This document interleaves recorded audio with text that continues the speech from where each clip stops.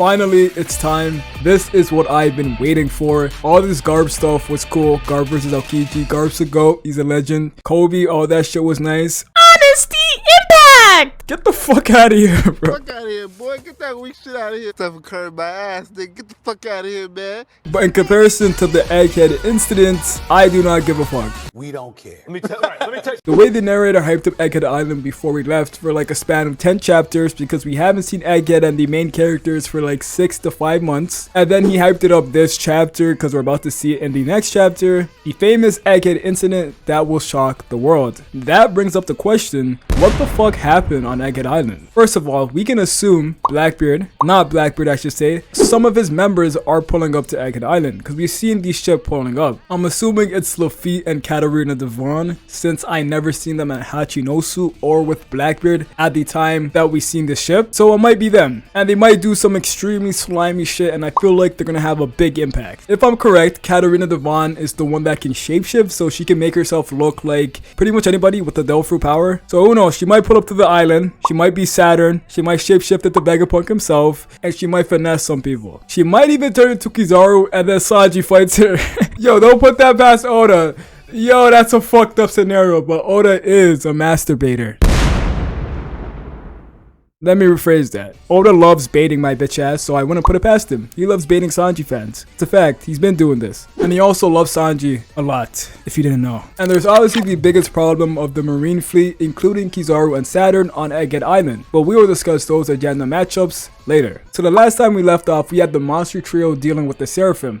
Respectfully, Sanji looking like he had the easiest time. Respectfully though, the Seraphim are gonna be a problem regardless since a Gorosei member aka Saturn, who has the highest authority over the Seraphim, is pulling up, or he's on the island right now I should say. I'm kinda conflicted on whether they get defeated for good since I feel like it's too early for them to be done and they need time to develop and potentially be a part of the final war. I did say develop, I feel like Bonnie's Delphi would be interesting, seeing if she can age the Seraphims. But hey, Oda might have some of them get defeated early on if he wants to because there's a ton of them. Obviously, I need Sanji to beat the fuck out of S-Shark. I need to put this shit to bed. Oh, what is Sanji gonna do if a Lunarian has his flames on? He can't damage them. Oh my god, King the Wildfire. We do not care. I also do have a little bit of a Zoro agenda going on. I want to see how Conqueror's Haki reacts to a flames on Lunarian. Like I want to see what happens if you hit them with Conqueror's Haki. I want to see if they tank that shit or not because we haven't seen it. And I also need bro not to mention an Enma time limit once again. For agenda purposes so all these rats can stop using that in debates because they love using it. Luffy I feel like is gonna do his thing in Gear 5. I imagine Luffy does defeat a Seraphim. If they do defeat some, it's gonna be a power due to his Gear 5 ability, something goofy. And once that is over, the real battle begins. So what all you guys are probably wanting to hear is how do they deal with Kizaru and Saturn and the Marine fleet? I want to mention that there are Vice Admirals pulling up by the way. I don't think these guys are just fodder. I feel like they're gonna be portrayed in a pretty high light. I won't go as far as to say that I think if Oda really wants to, I wouldn't put it past him if he had Zoro and Sanji stall out and fight these Vice Admirals if that's what the plot demanded. But I don't think so. I feel like they can be fights for other Straw Hats. Since Saturn is portrayed to be Kizaru's superior and like the top dog, he might not necessarily be stronger, but he's gonna look like he's the boss of the fleet. So this fight would most likely be reserved for Luffy. Now when it comes to Kizaru,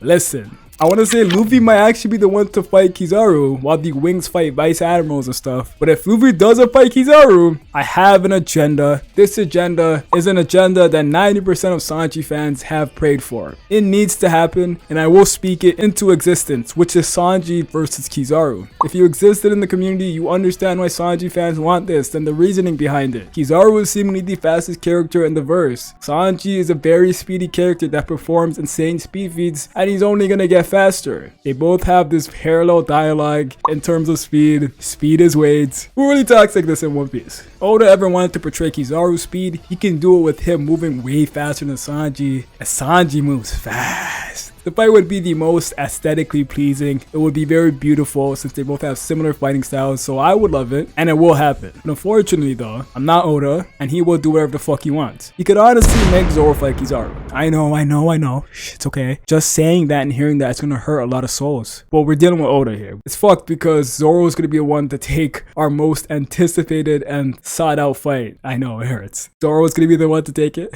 Oda, man, please.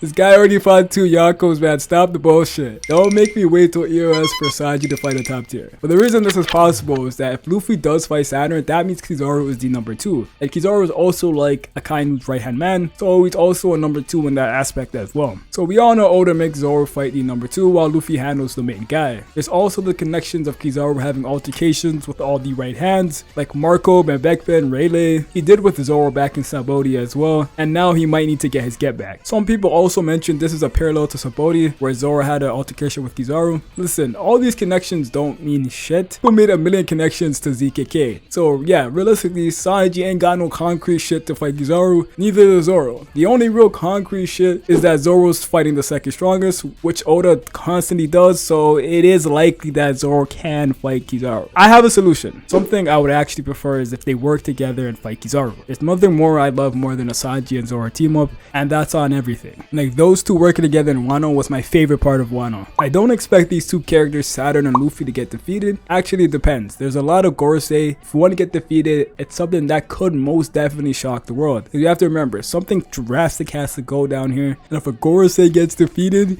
that would actually be insane for the world to hear. I think this arc could probably end with Vegapunk also sailing with these Straw Hats. This is obviously a big deal. A Yonko has the world's greatest scientist working with him. That's honestly world breaking to some extent. I feel like something tragic might happen to the island, like a way for Vegapunk to completely get rid of the island and all its work, like a dramatic explosion while they just slightly manage to escape from the island. Or I may be just looking too deep into it, but looking on the surface from what we know, Kizaru and Saturn getting defeated, an Admiral getting defeated, and a Gorosei getting defeated. But when it looks like that's the biggest thing that could happen right now to shake up the world. But knowing Oda, the little we know is not what he's gonna show. There's something crazier, something more hectic, something we don't expect that's going to happen. And all I ask for is Sanji to be at the center of it.